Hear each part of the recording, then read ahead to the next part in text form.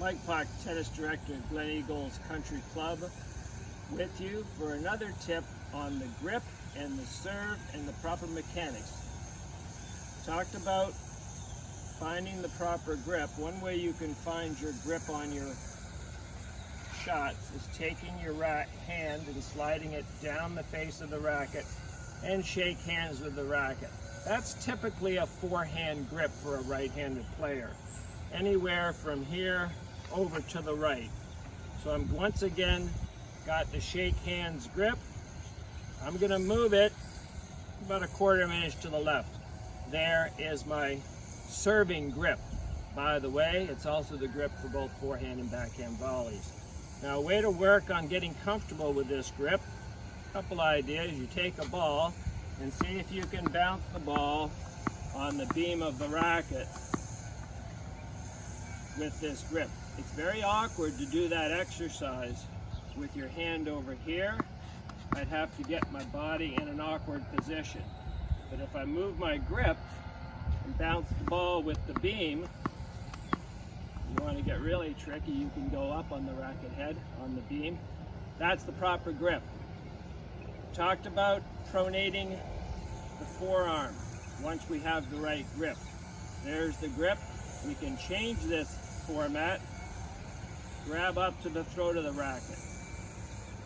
I'm going to have my face parallel to the ground. Now this is a pretty simple move. I think everyone could do this. If my racket face is parallel to the ground, I want to make the butt cap of my racket go up into the air.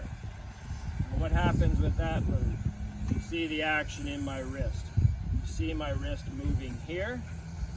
Why is that important?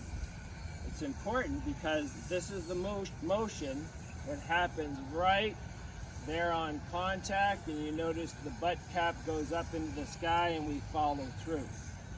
So if I can get this motion down here, I can transfer it up here. Now keep in mind, this is not with the continental grip. This is combining the grip in a moment with the motion of the butt cap in the air. If you want to really impress me when you come back on the court, let me see you do this. You take this in slow motion, you'll see my butt cap is going in the air. I see a lot of this. My butt cap is not going up, so my wrist is stiff in that position. I want to see this. And a way to learn this, you might want, let the ball bounce twice. Let the ball bounce twice. And when you get good at it, in the air. In the air. See my wrist roll? Once again, that's important up there. And once we've got the idea of the pronation of the rolling of the rip, we'll have the proper grip, it's continental grip. Now let's do some shadows. There's the motion again. There's the turning of it. And why is this important, this grip? Because later on, we can put some spin on the ball. I think the most under-practiced and underused shot in tennis is the second serve. You must accelerate on your second serve and swing faster, not slower. So many people try to just tap that ball in. Doesn't have any power on it. It's going to be an easy return for your opponent.